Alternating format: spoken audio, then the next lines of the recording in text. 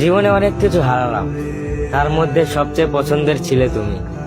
যদিও গল্পটা ছিল অল্প, তবুও তোমাকে মনে রাখবো মৃত্যুর আগ পর্যন্ত। তুমি ছিলে আমার জীবনের সবচেয়ে পছন্দের মানুষ।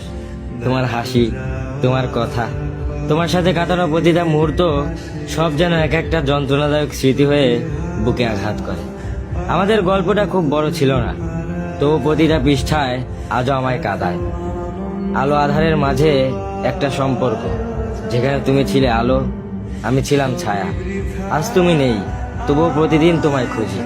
হাজারো ব্যস্ততার মাঝে মনে পড়ে যায় তোমার ছোটখাটো কথা, সেই চুপচাপ থাকা, কিছু না বলেও অনেক কিছু বলে ফেলা।